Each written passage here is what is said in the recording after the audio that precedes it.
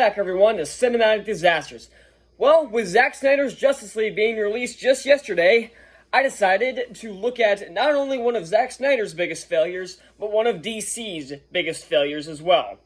So today, we're going to be looking at Batman v Superman: Dawn of Justice. I think this is possibly one of the worst comic book movies of all time, and there's one specific reason for this. People will say, yeah, I know this probably isn't the worst made film. Like, there have been plenty of other really, really horrible DC films that are probably worst made, like Superman 3 and 4, Batman and Robin, Catwoman, Suicide Squad, even though that I will actually say is worse. This is one of the worst comic book films ever made, for one specific reason. You can't even enjoy this movie as a joke. I can watch Superman 4, I can watch Batman and Robin, I can watch Catwoman, and sit there and laugh at it. I can't do that with this movie. And that's the biggest problem, but we'll come back to that.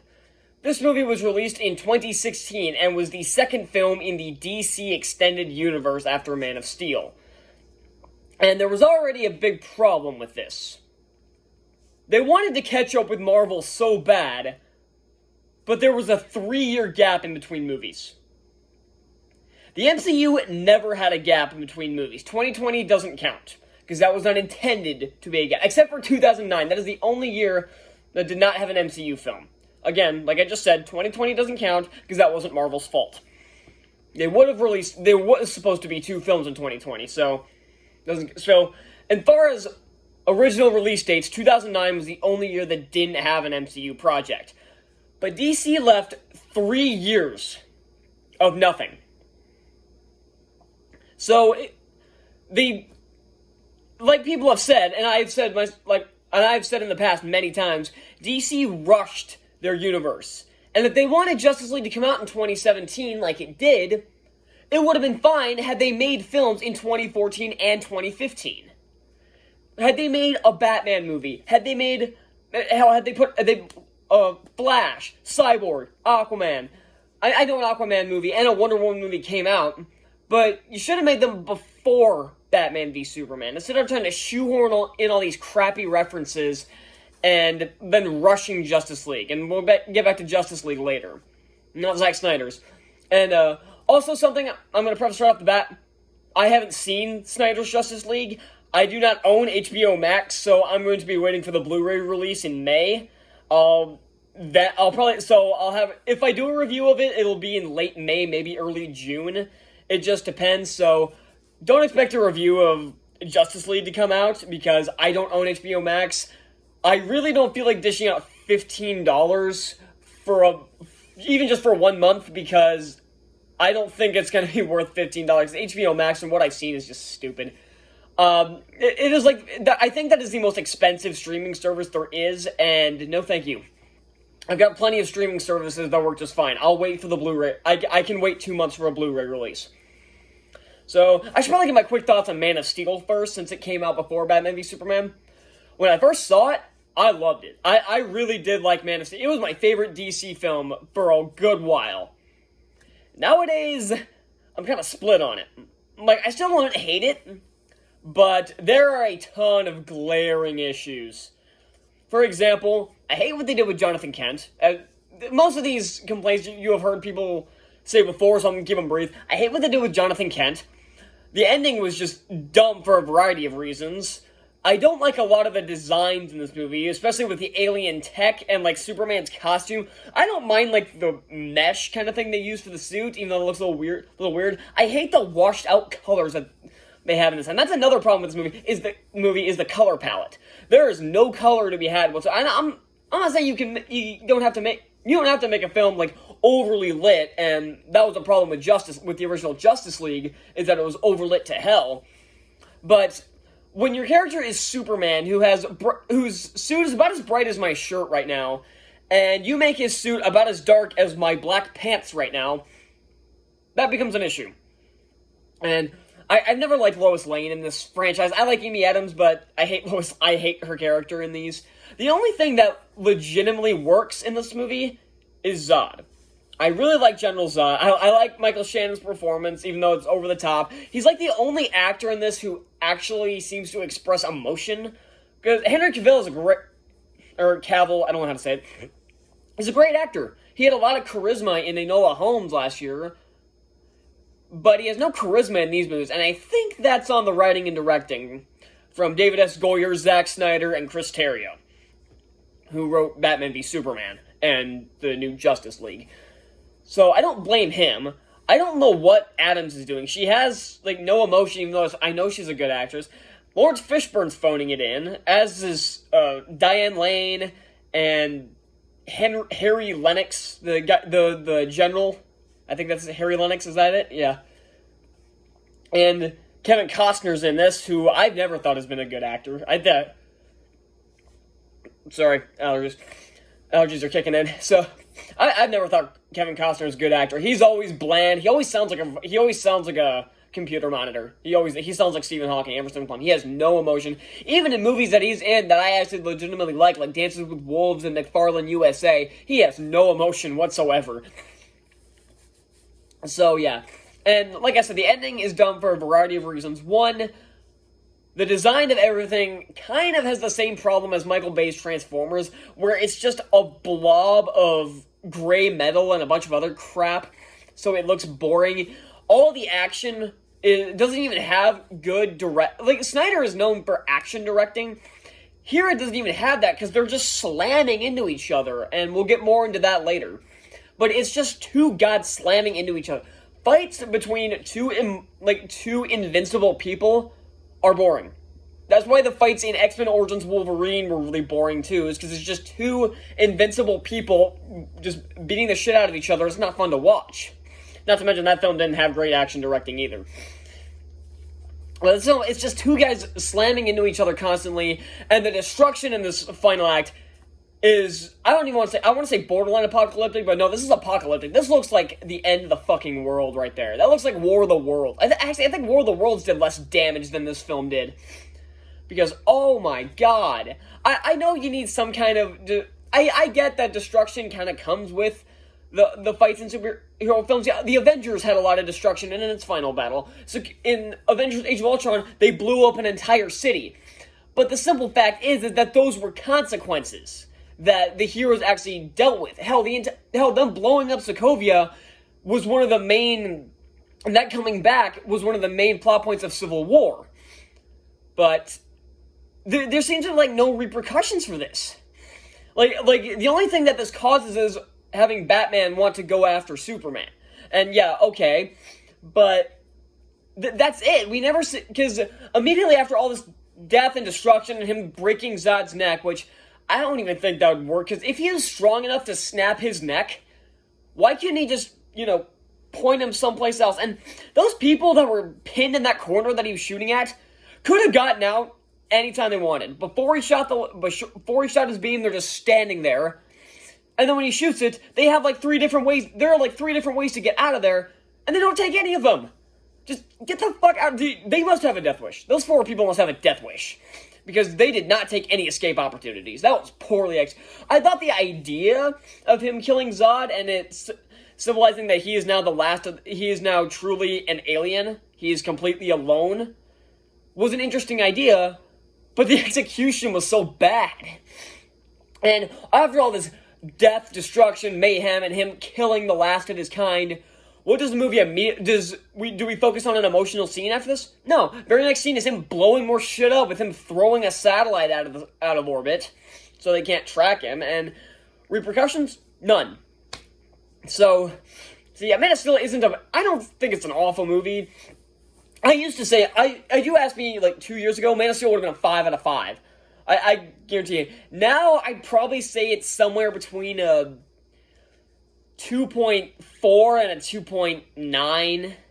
Maybe a 3. If I wanted to really push it, I could get into fresh range with a 3, but I don't know, that's kind of pushing it. But I still don't hate Man of Steel. I own the thing on DVD, and I was gonna say I don't regret the purchase, but I think I got it for Christmas, so I don't regret owning it. So yeah, and I know I've been really hard on the DCEU, because they have no consistency and they have no idea what the fuck they're doing. But I don't hate every single one of their films. And we'll cover that one after I finish with BVS here. So then we get Batman v Superman, the second DC film that I saw in theaters. The first one was Green Lantern. Yep, that's not funny. There's nothing funny about the first DC movie I see in theaters is Green Lantern. I was 8, so I didn't have a problem with Green Lantern. Actually, Green Lantern, I can sit through. It's like, people say, oh my god, it's one of the worst comic book films ever made. I'm like, is it? Like, yeah, it's bad, but is it one of the worst? Are you kidding me? Like, because I don't hate Green Lantern. I will be one of the few to admit I don't hate Green Lantern. I don't like it, but I think it gets a lot more hate than it deserves. And I love Ryan Reynolds as Hal Jordan. I thought that was perfect casting. But then we go to Batman v Superman, a movie I was actually legitimately excited about seeing. I was 13, so I was 13 at the time. I think I saw this movie before I saw Man of Steel, but I knew what happened. No, I saw Man of Steel first. So I went and watched this movie, and I remember thinking it was probably like, if I were to score it now from the way I had it as a kid, it'd probably be like a dead 3.3 out of 5, probably, back then. But now I own it on DVD. I got that for Christmas as well, but holy crap, on rewatching oh no, this movie's horrible. So, one of the main problems I have with this movie is just how bleak and violent it is. Now, I get that this is kind of Snyder's style. But this shows how wrong he was as a choice for a Superman movie. And that showed in Man of Steel too. He was not the right guy for this. I give Snyder a lot of shit for his DC films. I don't think he's a horrible director. I hate his Watchmen film because he clearly doesn't understand Watchmen. I'm gonna circle back to this second. I want to talk about Watchmen for a second. He clearly does not understand Watchmen. He took a comic book that was, in some respects, I guess, kind of satirized the violence in comic book films, and made a big dumb action movie that glorified violence. He did the exact opposite of what you're supposed to do, and he did the same thing with Man of Steel. But I'm going to praise him now for a second. I like 300. I thought it was good. But the simple fact is that that's source material you'd take at face value. And I'm not the first person to acknowledge this. The 300 is a very simple story. It's really hard to fuck up. And 300 Rise of an Empire definitely tried. God, that sucked. But, so he's good at taking shit at face value. But that becomes a problem when you have deep, complex characters like Batman and Superman. Superman gets a lot of shit nowadays because people see him as really boring in one or two ways. A goody-two-shoes Boy Scout who has virtually no personality to him, which was represented in the Donner films and in the original 4 and in Superman Returns. And as an alien demigod who walks around acting like a human, or pretending to be a human without acting like it. And that has been popularized by these films. You know, something else I forgot to talk about in Man of Steel is the absurd Jesus symbolism. One of the worst things you can do with Superman is compare him to Jesus. And he does it constantly. I can name at least, there were, I think, 3 times where Superman did that stupid T-pose thing. Then there's like a cross in like every single scene involving Superman, including his death. There's at least, I think there's 2 in the background. And then there's even a scene where he's sitting in church with a shot framed where he's sitting there and Jesus is like right up here. We get it, Snyder. You think he's like Jesus even though you're wrong. This shows why Snyder was not the right choice for a Superman movie. And this movie picks up right where Man of Steel left off. Well, the opening scene does. The rest of the movie, I think, is, I want to say, 3 years later? I have no idea when this movie takes place. I can't remember. But people treat Superman like some kind of hero. Which, in the comics, it makes sense. But here, the first thing after being unveiled to the public, first thing he did was like, obliterate the city. and kill countless people. No one is going to see him as a hero. He is a fucking terrorist. Okay, and something else I want to say. I haven't seen the extended cut. I've seen people say it's better, but from what I've seen scenes, like added scenes from the extended cut, but I've never seen the full extended cut. But from what I've seen, it creates a whole lot of new problems. Like, for example, when Lois Lane goes to, there's like, she interviews, like, what is it, ISIS? Some kind of terrorist organization. I don't know why she's doing that, but not the point. And her photographer who's secretly works for the CIA, his name is revealed to be Jimmy Olsen, Superman's best bud in every single other iteration of the character. And you know what? I understand not wanting to make the stupid, dorky Jimmy Olsen from the comics and the original films, or Supergirl. And honestly, I will say that he was pretty entertaining in Superman Returns. He was like the only entertaining character in Superman Returns, which is kind of sad. But, well, outside of Lex Luthor, who we'll get into, who will have his own long-ass rant for this one, trust me. So, what was my point? Oh yeah, so Jimmy Olsen goes with Lois Lane, and it kind of makes sense. I'm like, okay, they're switching things up a bit. He's not actually a photographer. He's working for the CIA. And they find the tracking chip in his camera, but that's such an obvious place to put that. And two, you think, okay, Superman's gonna come in and save Jimmy and Lois just like he does in the comics. Nope, he gets fucking domed immediately. He has all of 5 lines before he gets shot in the face. If that doesn't prove that Zack Snyder hates Superman, I don't know what to tell you. And that's it, and the little chip thing we'll get back to. So, this introduces us to Zack Snyder's Batman, played very well, might I add, by Ben Affleck. Ben Affleck got a lot of shit for many years for making a lot of horrible films like Daredevil, Geely, and Surviving Christmas. And yeah, those are all awful films, but it's not Affleck's fault. He didn't make those films, he acted in them, but I can tell most of the time he was doing it for a paycheck. Daredevil, I thought he was actually pretty good in, but he was just in such a terrible movie. And he's really good as Batman. I was one of the few people that, like, a lot of people, when they heard Ben Affleck was cast as Batman, they're like, no! When I heard him, I'm like, okay. Like, I didn't have any strong opinion about it. I'm like, okay, I'm interested. See if he can work. Because he kind of played the same character in Gone Girl just a couple years beforehand. He kind of had the same vibe as Bruce Wayne.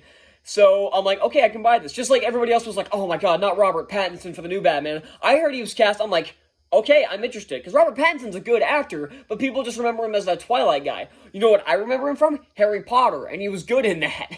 So people are like, oh no, not the Twilight guy, but he's a legit great actor. So, I hate that. So, Affleck is amazing in this film, and so is Jeremy Irons as Alfred. He's probably my favorite iteration of Alfred so far, and I think Batfleck, as far as actor and performance, he's my favorite. But as far as character, he's just above George Clooney. Because he's so out of character here. And it's not Affleck's fault. This is on Chris Terrio and Zack Snyder. Because they make him kill. And I know Zack Snyder said in an interview that, I tried to go for like a technical way. Like he shoots the car blows up and kills people. That's still murder, you fucking idiot. So yeah, especially in the scene where he goes chasing after the kryptonite. He, crashes into a truck with a guy just standing there like this. You see the guy get flattened. He's dead. Some other guys, he forces some guys to drive into, some, you know those trucks that have, some kind of air in them, and I don't know what it is. Those trucks that, remember the truck from Civil War that he throws and enlarges and blows up? Pretty much the same thing, I think. And then they drive into it, explode, they're dead. Then he, throws some guys into a car. They're in a car, and he throws the car around with his, little grappling hook he has on the back of them. I'm like, okay, they're probably alive. Nope, he grabs them and flings them into another wall. Now they're dead. And then he shoots... Okay, Batman should not have a minigun on his Batmobile. But he shoots a car with, 3 guys in it, and he shoots it, 20 times, and then if that wasn't bad enough, where the thing flips over and starts rolling around after he shoots it so many times, he drives right through and blows the thing up by driving through it. Are you kidding me? And even the nightmare sequence in this, people will say, he's killing with guns here, but it's a dream sequence. That's still too far.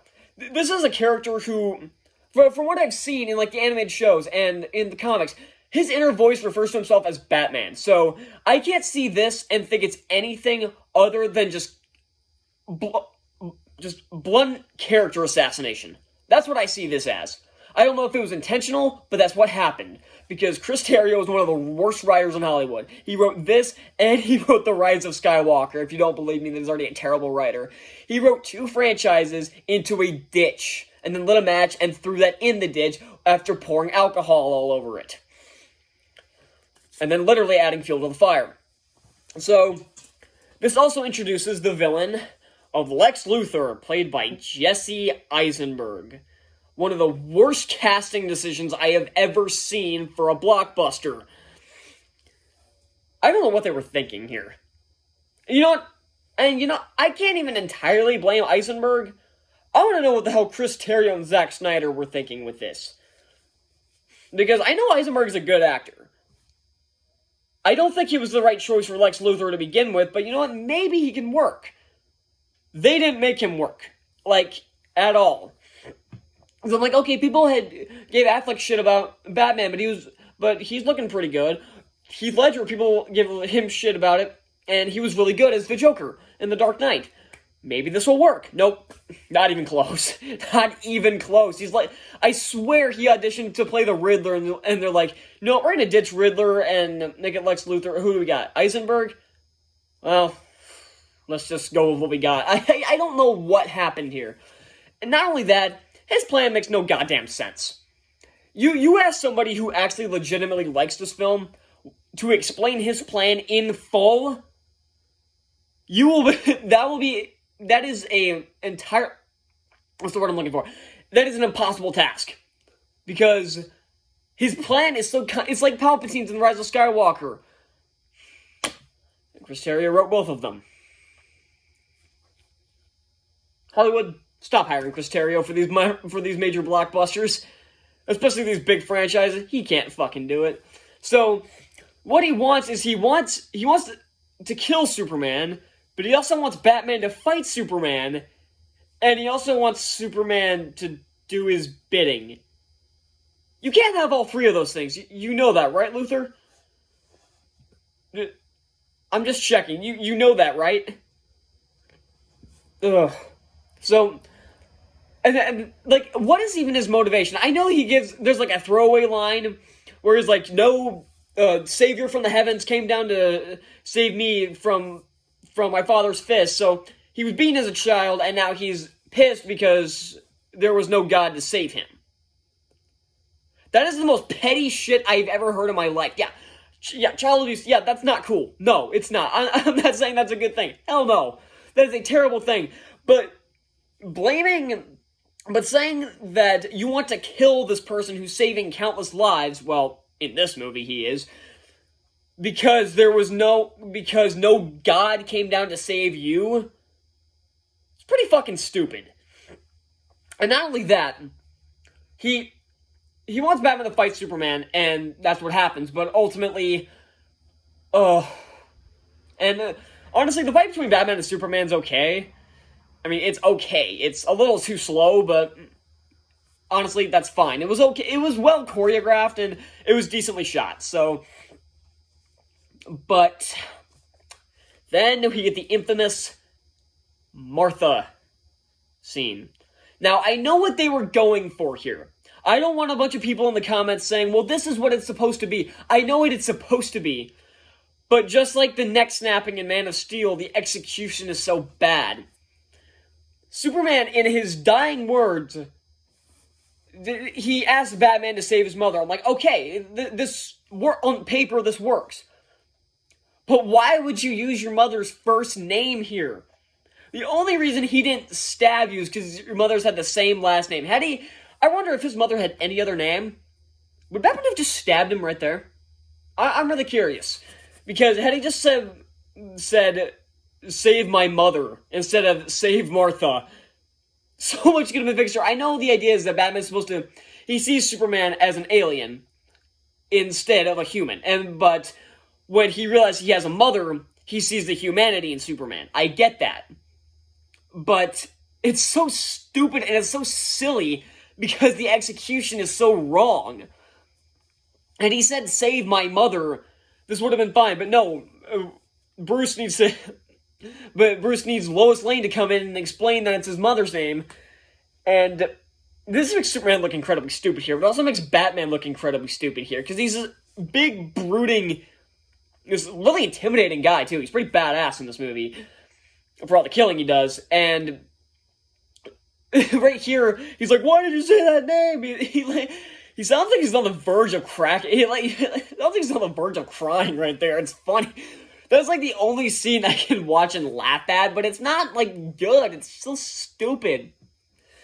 But this does lead to the one unironically good scene in the movie. It's the warehouse sequence. Probably the best action sequence in any Batman film. It's well shot, well choreographed, really quick, and unfortunately, this does have him killing a bunch of guys. Like, he slaps a grenade away and blows up a bunch of people. You know what? That one I don't have a problem with, where he, like, someone throws a grenade and he, like, punches it and it lands against some other people and blows them up.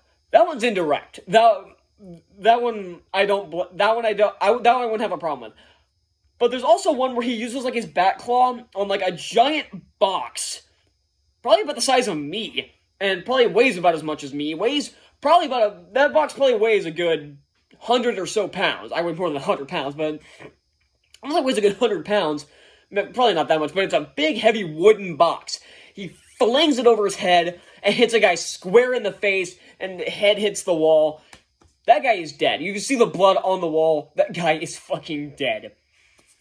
And it just made one of my favorite parts of any, like, superhero fight scene is when he, like, punches the guy in the head. He's, like, leaning over, like, he punches his head, his head goes his face goes into the pavement before anything else does. That was fucking awesome. But then we are reminded that this is a bad movie. The very next shot is him using a gun to kill someone. Fuck this movie. And just when you think it's over, there's still 45 minutes left of the movie.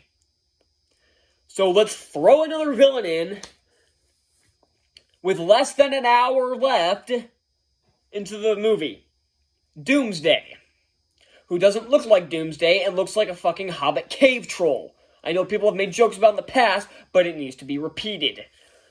He looks so ridiculous here. He looks like he's just made of... I know he was made of... And how was he even made? How did Luthor know that combining his blood with the corpse of an alien in a pile of goop would create a monster? If he used this, like, combined genetic material and, like, used some kind of science to make the monster, I would understand that. But if he did, it happened off screen and was never explained. You'd think a lot of questions in this movie would be explained in the extended cut, but I checked, and it's not. So much of this movie is unexplained. The extended cut of this film not only has a lot of the same problems, but even introduces new ones. And some of it I've already pointed out, but here's my main problem. I hate the type of villain that just can predict everything. I hate this type of villain. And Luthor, he's able to predict everything. That Jimmy Olsen's a CIA agent, and he had the little chip in his camera. He knew Superman would get there late after killing a bunch of people, and that's something else I want to bring up. People blame Superman, pin it on Superman, for killing all these people when they're clearly riddled with bullet holes and shrapnel. Superman does not use guns. If they were blaming it on Batman, I kind of understand because he kills people in this. But not Superman. So the fight with Doomsday isn't even worth talking about. It's just Superman and Doomsday just slamming into each other constantly. Then Wonder Woman shows up and she does the exact same thing. She just slams into him. And Batman just kind of stands around because he can't do much. He does use the kryptonite gas gun at some point. Gas gun. I'm just thinking of the fart gun from Despicable Me. And Lois is just off trying to get the spear and throwing herself into danger yet again. Lois, get the fuck away. You're a horrible character in this franchise, and you've never been that interesting to begin with. So just Go away. And so yeah, in the end, of course, Superman dies. For real. Totally. No, not... This definitely isn't just to sucker you to see the next one, which many people did not, but we'll come back to that. And has the dirt rising off of the coffin in the grave to show that there's hope that he's still alive. And of course he's still alive. And that was really stupid of him to kill Superman off in the second movie. I know he wanted him to do this resurrection thing for Justice League, but you could have waited. That's another thing with the nightmares thing that's coming up in Justice League. From what I've heard, that's in like the last 5 minutes. And the nightmare scene was pushed pretty heavily in the marketing. I mean, it didn't like overtake the marketing, but it was some of the major stuff it showed. Like even the biggest reveal with the Joker in the trailer was in the nightmare scene. And that's the last 5 minutes? Come on! And apparently it ends with a cliffhanger. Even though Snyder said himself he's probably done making these DC movies. That's embarrassing. And while we're onto that, let's come back to the nightmare sequence in BVS. Or more accurately, what happens afterward. The Flash shows up and tells Bruce that Lois is the key. Which for one is stupid, and two, it's alluding to what happened in Justice League 2. And since that's no longer happening, that's pretty sad. That's pretty hilarious, too. So, yeah, there's, like, nothing redeeming in this film. This film... screaming for half an hour. I haven't been screaming, but I've been talking for half an hour nonstop. This film as far as box office goes, this film had a great opening weekend, but then had one of the biggest second-week drops in comic book movie history. Lower than anything in the DCEU or the MCU. And as far as reviews go, 27% or 28% on Rotten Tomatoes. Metacritic wasn't that much nicer to it. Neither was or IMDb or none of these other sites were very kind to it for good reason. This is a horrible film, and what I mostly hate is when it comes to the DC fans, where they say, oh, Marvel copied DC because they did a lot of stuff that was supposed to happen in Justice League, and they came up with their Civil War movie the same after Batman v Superman did. Two things. They've been planning Civil War since 2008, while the Dark Knight trilogy was still going, and they weren't even planning a DCEU yet. And two, people who say that Endgame ripped off Justice League, the final battle for Endgame, and most of the rest of the film, was planned in 2014. Before Snyder could even think about the Justice League movie, while he was still working on BVS, before he finished fucking up this film. So I never want to hear one of those complaints again. From those stupid, toxic DC fanboys that say Marvel copied DC, when it's the dead opposite. DC rushed their cinematic universe to try to catch up with Marvel without putting in the necessary effort. I don't particularly care for cheaters, as most of you shouldn't. And when I see this DC franchise, I see a cheater. Someone who tried to catch up with what Marvel was doing without putting in the necessary time and effort. Like I said, the only scene in this is any good is the warehouse scene. I do like the opening scene that shows a different perspective of the fight, like showing the civilians' perspective of it. I do kind of like that, but it's not enough to save this film. This film was an atrocity.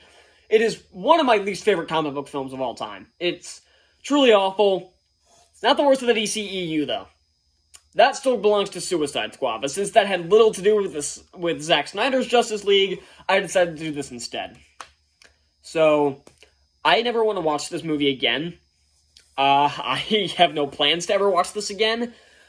I'm curious, I guess, would be the word for Snyder's Justice League. I'm not, excited for it, because I saw how hyped people were for Batman v Superman, and that ended up sucking. And I've seen positive reviews like this go to really shitty films, so I'm not buying anything the critics are saying about this film. All they're saying, and what I find hilarious is that most of the positive reviews of Justice League are saying, "Oh, it's better than the theatrical cut." Great, that doesn't make it good.